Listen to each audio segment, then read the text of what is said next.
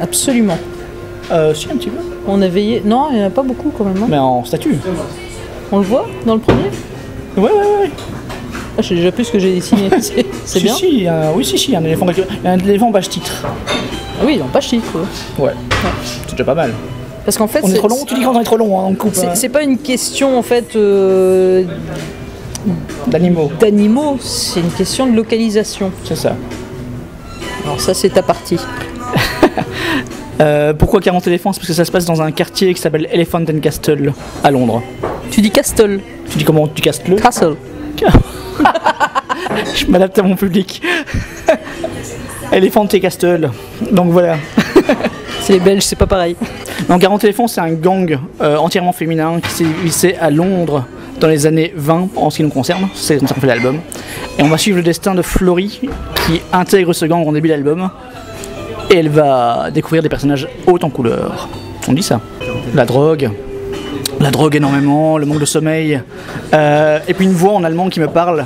Ce qui est embêtant parce que je parle pas l'allemand, donc je dois faire traduire ce qu'elle me dit. Sinon c'est un fait historique en fait. C'est un gang qui existait vraiment à Londres dans les années 20, entre autres. En fait, pas tout à fait, parce que si les 40 éléphants qui ont existé ont visiblement existé avant ça. Mais moi justement je l'ai inscrit dans cette époque-là, la Première Guerre mondiale, où les femmes ont remplacé les hommes un peu dans toutes les couches de la société. Et j'ai imaginé qu'elle les avait remplacés aussi dans le crime. Donc voilà, oui, il y a un peu de ça. Et Virginie, tu peux en parler plus? Tu es une femme, toi? Ah oui? Oui, plus que moi. C'est pas faux. Un petit peu plus. Et moi j'y vais du féminisme, oui. Vraiment. Pour les raisons en fait données par Kit, qui sont la récupération en fait des travaux qui étaient faits par les hommes. Pendant la guerre, les femmes ont travaillé justement à la place des hommes qui étaient partis au front. Et en toute logique, effectivement. Pourquoi pas dans le crime? Pourquoi pas dans le crime, oui.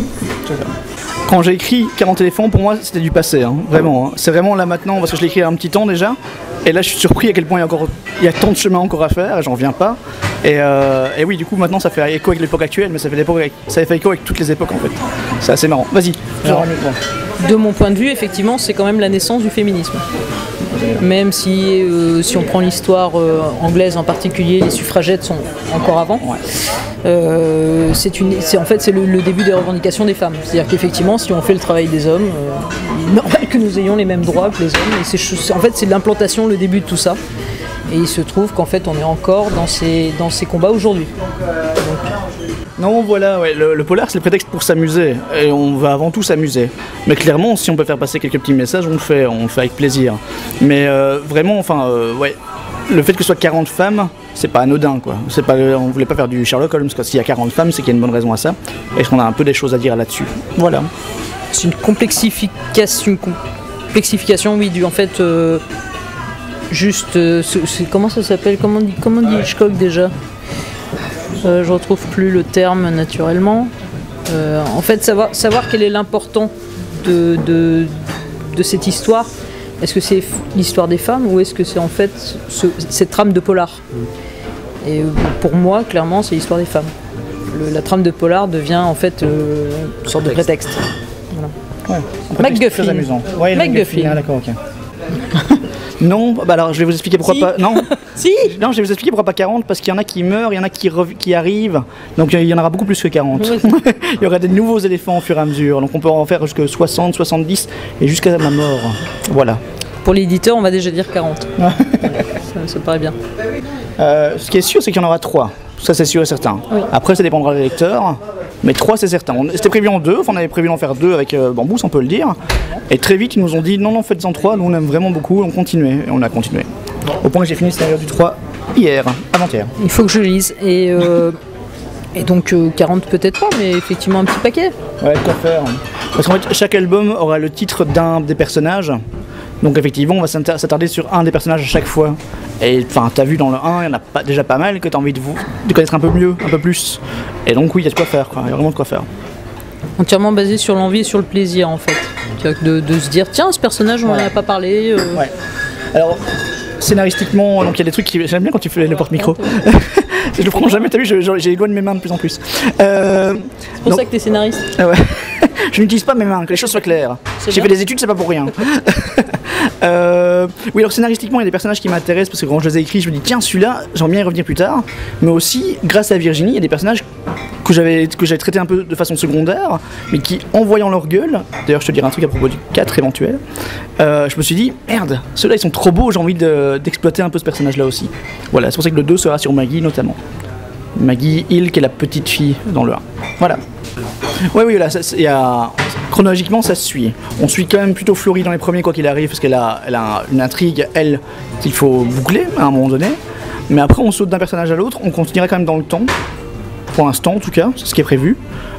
Parce que voilà, on veut voir comment le gang évolue, et surtout ce qui se passe dans l'histoire à ce moment-là, a un petit écho dans ce qui se passe dans leur vie à elle aussi. C'est à peu près ça. C'est-à-dire que c'est à peu près la même chose, sauf qu'on intègre les voitures. C'est moins de calèches. Et téléphone? Oui, un petit peu de téléphone. Et de plus en plus. Parce que quand tu dis téléphone, je vois tout de suite le portable, en fait, mais ça marche pas. Donc téléphone à fil. Et en fait, Londres, c'est pas exactement les mêmes quartiers. Mais c'est vrai que réutiliser, j'avais déjà certains éléments. Je dirais pas que je connais Londres comme ma poche, puisque en fait c'est un Londres entièrement fantasmé. Ouais. Je suis pas sûr qu'il ait une grande réalité. Tu t'inspires quand même de lieux qui existent. De lieux qui existent, oui, mais je suis pas sûr, par exemple, c'est un truc qui me fait rigoler, c'est que le personnage va d'un quartier à un autre, je suis pas sûr qu'on y aille si facilement, si rapidement. L'itinéraire n'est pas correct, oui, c'est ça, mais voilà. Mais voilà, c'est un Londres, finalement, je poursuis mon Londres depuis 1830 jusqu'à 1920. C'est le mien. Oui, et en fait, toutes les planches sont numériques. Je voulais en fait avoir à la différence notamment de l'album précédent, d'avoir un traitement plus réaliste. Et je me sentais pas en fait de faire un ancrage réaliste sur du papier. Donc pour être sûr de pas trop me tromper, je suis passé entièrement en numérique, avec un ancrage qu'on dirait plus traditionnel, c'est-à-dire qu'on pourrait très bien imaginer en planche, mais là c'est entièrement numérique. Il y en avait. Mais en fait, moindre. Ça me permettait de contrôler certains éléments. Là, c'est intégralement pensé numérique, justement, avec la capacité, vu qu'on travaillait quand même sur du polar, malgré tout, d'intégrer en fait du noir. Beaucoup. Et même plus encore sur le tome 2, finalement. Ouais. Je sais pas si tu as vu t'as pas vu les planches en couleur de Hubert, qui sont juste une tuerie. Et vraiment en fait justement de ramener énormément de noir. Qui en fait mon inquiétude quand je travaille, de me dire quand une planche réelle en fait, si jamais je mets trop d'encre, c'est fini et foutu. Donc là au moins je peux quand même retirer un petit peu. Donc voilà, c'est une sécurité, ça me permet de travailler tranquillement, rapidement. C'était facile. Hein. C'était facile. Non, la difficulté particulière, c'est en fait non, parce que je dirais pas dans une zone de confort, puisque le numérique m'amène ce confort-là. Mais on se donne des petits défis. Ouais. Par exemple, il y a un petit défi qui est assez rigolo, qui risque d'être un gimmick. On va voir si on le tient sur tous les tomes. Les 3 premiers, oui.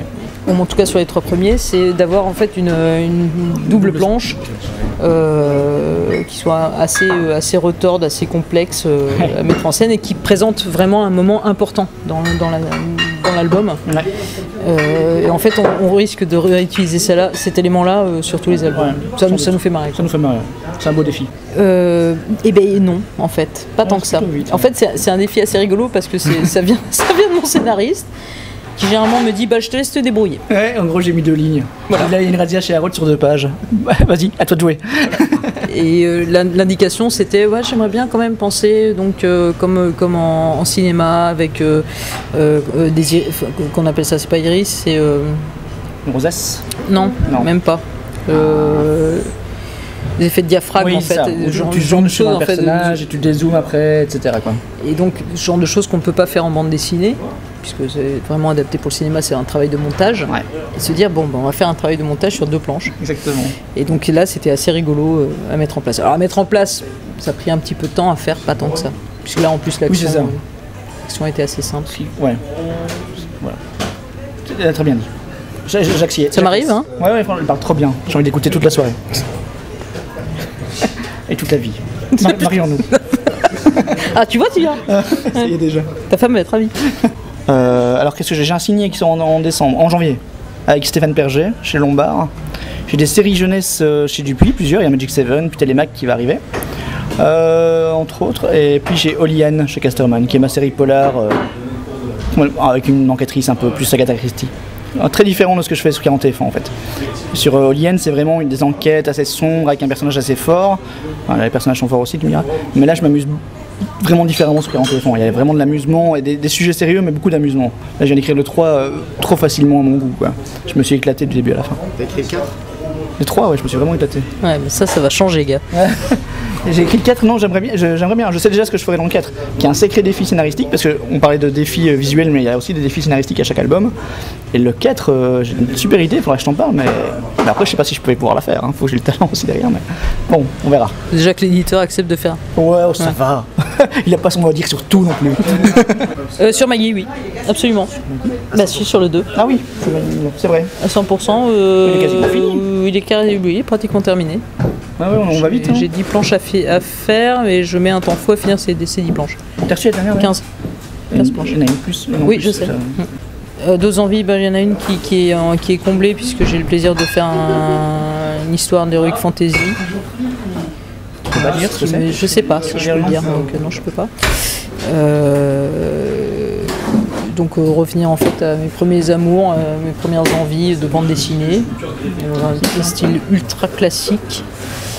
Et puis d'autres projets à venir encore, d'autres choses, notamment retravailler avec Hubert, qui fait les couleurs d'ailleurs sur les éléphants. Et pour des projets... Bon, je suis assez occupée actuellement. Ouais, t'as de quoi faire. Hein. Ouais. Ça prend un petit peu de temps quand même. Un petit peu. Ouais. Je crois que j'avais dit Bastien Vives. Ah c'est vrai ? Ouais. À une époque, c'est ça que j'avais dit, je sais plus. Qui d'autre ? T'as une idée toi ? Mais non, j'ai déjà répondu j'en sais rien la première fois. Et donc depuis je n'ai pas vraiment réfléchi, j'avais un peu oublié. Tiens, mais pour changer, je vais prendre un scénariste. Alan Moore. C'est vrai que c'était une réponse facile. Ouais, c'est une réponse facile. mais en même temps, c'est vrai que je serais curieuse de savoir ce qu'il y a dans son cerveau, lui. Non, moi je voudrais. Moi j'ai trouvé. Moi je vais prendre un dessinateur, du coup pour le coup, je voudrais rentrer dans le cerveau de Virginie Auguste. Et voir comment elle me voit. Comment elle m'admire. Beau. Oh merci. Oh, c'est trop belle.